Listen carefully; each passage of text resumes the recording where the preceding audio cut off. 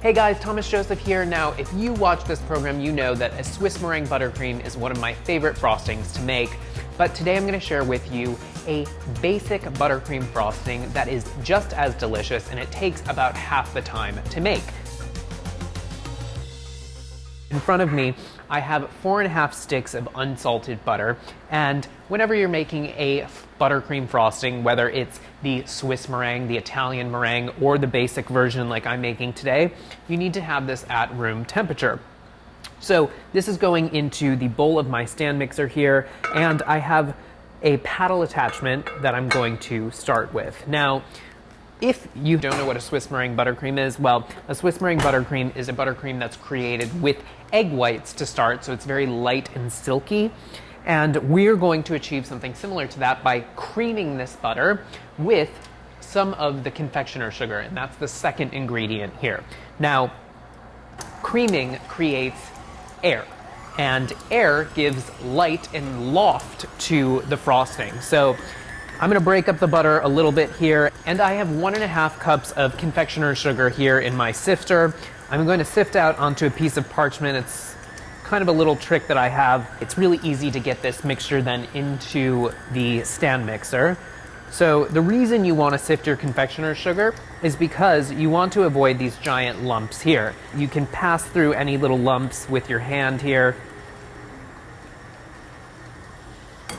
And then the beauty of the parchment paper is that you can just pick up the two sides, and I'm just going to reduce the speed down slightly, and you can slowly add in your confectioner sugar. This is the first addition. Now what you're going to do is you're just going to mix this together, cream it together until it's nice and light and fluffy. If you need to, you can stop down and you can scrape down the side so that all of the confectioner sugar is getting mixed in. Now, if you didn't have one of these stand mixers, you could certainly use a hand mixer to do this. Works just as well. And while this is creaming together, I'm going to sift the rest, or the remaining confectioner sugar. And in total, this recipe has 6.5 cups of confectioner sugar. Like I was mentioning before, with the meringue buttercreams, you're creating meringues in different ways. The Swiss meringue, you have to dissolve sugar with egg whites over a double boiler, which takes time. There's an Italian meringue buttercream, which is creating a sugar syrup and combining that while you whip egg whites on a stand mixer. And then there's a French meringue buttercream, which isn't traditionally used that much, but you can make it, and that's where you add a superfine sugar to egg whites while they're whisking. And then all three of those methods, you need to paddle in that room temperature butter. So it does take quite a bit of time, and this method is really super simple and easy, and you probably have all of the ingredients you need on hand. Our butter and sugar has been creaming together, and now I'm going to add the remaining confectioner sugar. Now you want to reduce the mixer speed down to low and gradually add this. I'm going to give this a little bit of a scrape here. And now I'm going to increase the speed to medium. And to lighten this up, to make it a little bit more similar to a Swiss meringue buttercream, something that has a silkier, lighter texture, I'm going to add in about 2 tablespoons of milk. But you want to add this gradually. And since your other ingredients are room temperature, you want to make sure that your milk here is at room temperature. You don't want it to be too cold, otherwise what it's going to do is it's going to stiffen up the butter and it's going to create a grainy appearance here. So slowly, and while the mixer's still on that medium speed, add in your milk. You could also use heavy cream here, that would be totally fine.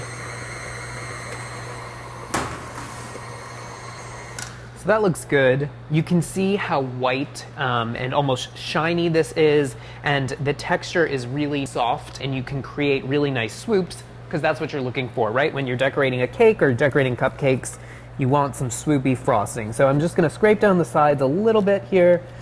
And now is the time in which you can really customize the flavor of your frosting. If you like vanilla, if you're a purist, then you can certainly add some vanilla extract. That's what I like, so I'm gonna add a little bit of vanilla extract. You can also customize this in other ways by adding other flavorings. In front of me here, I have different types of citrus zest. There's orange, there's lemon, there's lime. If you had coffee extract on hand, you could add that, almond extract. Any of those flavorings would totally work here. And just because this orange zest is in front of me, I'm gonna add a little bit to my frosting, and I'm gonna make this a creamsicle frosting. I'm gonna mix this just until that zest is incorporated and the frosting is really light and fluffy. So once you get the volume that you desire, once you get that loftiness, you want to turn the mixer down to a lower speed, regardless of whatever type of frosting that you're making. And what this does is it kind of knocks out any big air bubbles so that when you go to frost a cake, you don't hit pockets of air and you don't get little pock marks throughout your frosting. This looks good here.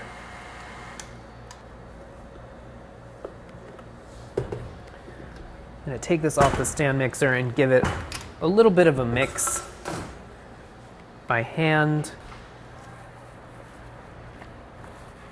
So this is nicely combined. And now, of course, to top your cupcakes. I'm making cupcakes today. I don't know you guys if you remember this, but this is one of my favorite little tricks here. Using one of these ice cream scoops, these lever release ice cream scoops, you can perfectly portion out your frosting and it creates a nice professional looking top to your cupcakes.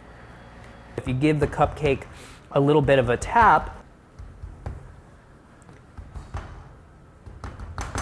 it evenly frosts the cupcake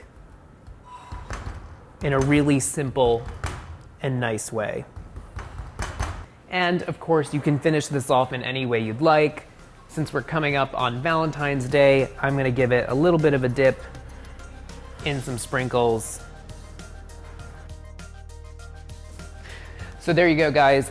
A simple buttercream frosting that takes half the amount of time as that Swiss meringue does. So hey, give it a try. And if you have any kitchen conundrums, baking conundrums, cake conundrums, frosting conundrums, whatever, write in the comment section below, let us know, and have fun with your buttercream frosting, guys. Enjoy.